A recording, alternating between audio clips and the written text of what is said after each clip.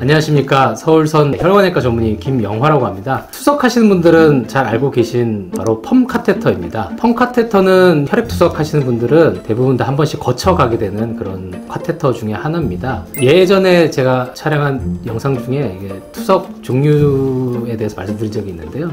혈액 투석과 복막 투석이 있는데, 복막 투석 환자분들과는 관계가 있을 수도 있고 없을 수도 있고요. 혈액 투석 하시는 분들에게는 아주 밀접한 관계가 있는 카테터가 되겠습니다. 그러면 오늘은 그 펌 카테터에 대해서 간단하게 말씀드리도록 하겠습니다.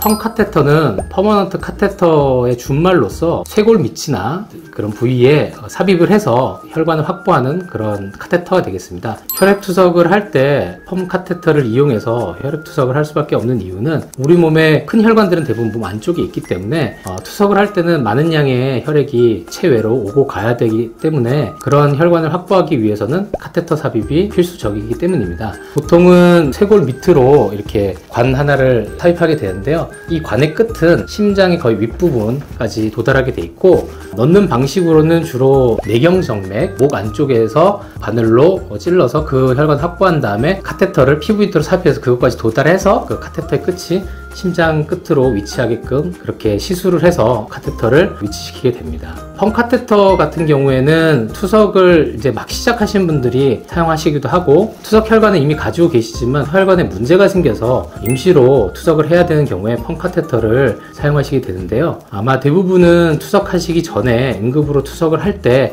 이 펌 카테터를 이용하셔가지고 혈액 투석을 하셨던 경험들이 있으실 것입니다. 임시로 사용한 카테터는 나중에 동정맥류를 조성하고 난 뒤에는 제거를 하게 됩니다. 말씀드렸던 것처럼 임시로 사용하는 이유는 이름은 퍼머넌트 카테터이지만은 평생 사용하기에는 조금 여러 가지 문제점들이 있기 때문에 나중에 제거해야 된다고 말씀드리는 건데요. 감염에 의해서 펌 카테터를 제거해야 되는 경우가 생기기 때문입니다. 도관의 끝은 몸 안에 들어가 있지만은 도관의 바깥쪽 울주를 허브라고 하는데요. 허브 같은 경우에는 체외 밖으로 나와 있고, 이 부분이 이제 감염이 된다거나 피부 밑에 감염되어 있는 그 관 자체가 염증이 생기거나 감염이 생긴 경우에는 도관을 통해서 세균이 전신으로 퍼지는 그런 폐혈증이나 이런 심각한 질환을 유발할 수 있기 때문에 만약에 감염이 발생된다 그러면은 펌 카테터를 꼭 제거해야 됩니다. 그러면은 펌 카테터를 제거한 다음에 그러면 다시는 사용 못 하느냐? 아까 말씀드렸던 것처럼 주로 이제 오른쪽에다가 삽입을 하게 되는데, 그 이유는 오른쪽에 있는 정맥 자체가 심장으로 바로 들어가는 각도가 잘 유지가 되어 있기 때문에 카테터 삽입이 용이하고 거리가 비교적 왼쪽에 비해서 짧기 때문에 그렇고요. 만약에 오른쪽에 카테터를 삽입하지 못한 경우에는 어쩔 수 없이 왼쪽에 삽입하게 되지만은 그 기능상에는 크게 다른 것이 없다고 보시면 됩니다. 펌 카테터를 제거해야 되는 경우는 아까 말씀드렸던 것처럼 감염에 의한 것도 있지만은 외부에 나와 있는 카테터가 손상이 돼서 그쪽으로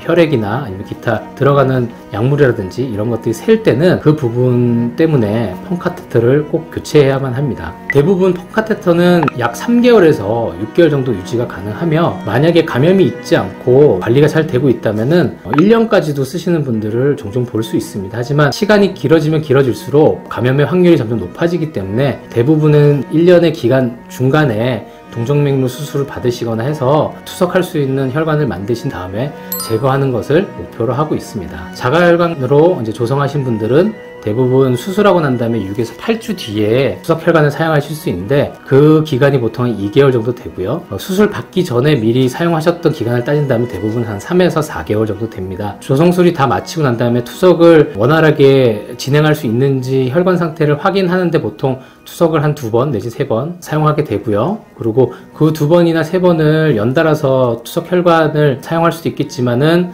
만약에 출혈이라든지 지혈이 잘 안 되는 경우에는 한 번 또 쉬었다가 다음에 또 투석을 진행해야 되는 경우도 있어서 대부분 한 2주 정도 투석 혈관을 사용하고 난 다음에 특별한 문제가 없다면은 펌 카테터를 제거할 수 있다고 보시면 됩니다. 앞에서 말씀드렸던 투석 방법 중에 복막 투석을 하신 분들에게도 관계가 있을 수 있다고 말씀드린 이유는, 복막 투석을 하시다 보면은 복막염이나 기타 감염 때문에 복막 투석을 진행하지 못하실 경우가 있습니다. 그런 경우에는 임시로 펌 카테터를 삽입해서 감염이 다 나을 때까지 펌 카테터로 투석을 하시고 난 다음에 감염이 다 호전이 되면은 그다음 다시 복막 투석을 하셔야 되기 때문에 펌 카테터가 어느 정도 관련이 있다고 말씀드릴 수 있겠습니다. 그러면 펌 카테터를 사용함에 있어서 합병증이나 기타 위험한 것들이 없나 궁금해 하시는 분들이 많은데요. 펌 카테터의 경우는 감염을 제외하고 다른 합병증이 존재할 수 있습니다. 아까 이제 말씀드렸던 것처럼 도관의 끝이 심장의 바로 위쪽에 위치하고 있고 그 부분에 있는 혈관 이름을 상대정맥이라고 하는데요. 이 부분에 도관이 오래 유치되어 있다 보면은 이 상대정맥이 좁아지는 일이 발생하곤 합니다. 그래서 펌 카테터를 제거하고 난 다음에는 사실 잘 모르실 수 있지만은 나중에 그쪽 펌 카테터를 사용했던 팔에 동정맥류를 조성해서 사용하시다 보면은 상대 정맥 쪽, 중심 정맥 쪽이 좁아져서 피가 잘 흐르지 못하고 혈관이 막히거나 하는 경우가 종종 발생할 수 있습니다. 그래서 펌 카테터를 사용하신 쪽의 정맥 부분이 좁아져 있지 않은지도 중간중간에 점검하시는 것이 아주 중요한 부분이라고 할 수 있겠습니다. 만약에 동정맥류를 사용하다가 상대정맥이 좁아져서 투석에 문제가 있다고 한다면은 PTA라고 해서 인터벤션 시술을 이용한 풍성 확장술이랄지 내지는 스텐트 삽입술을 통해서 그 좁아진 혈관을 넓혀서 다시 동정맥류를 사용할 수 있는 시술도 있습니다. 마지막으로 펌 카테터를 오래 사용하실 수 있는 간단한 방법에 대해서 알려드리겠습니다.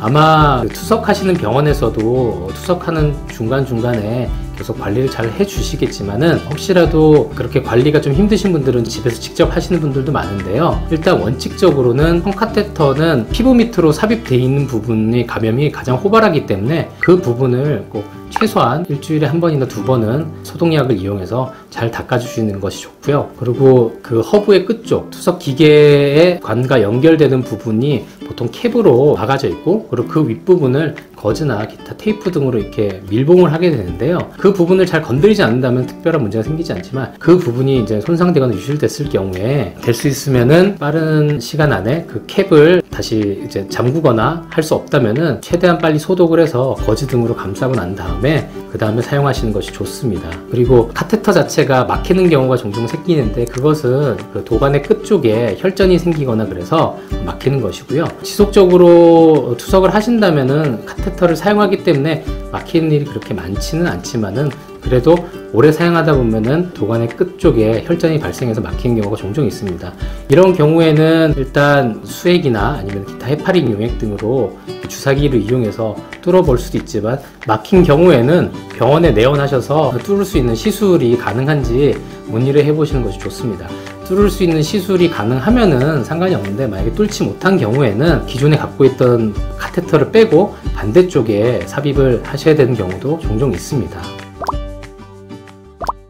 오늘은 펌 카테터에 대해서 간단하게 말씀드렸는데요. 유익하셨는지 모르겠습니다. 혹시 궁금하신 점이나 물어보시고 싶으신 분들이 있으면 밑에 댓글로 질문 남겨주시면 감사하겠습니다. 지금까지 김영화 원장이었습니다. 감사합니다.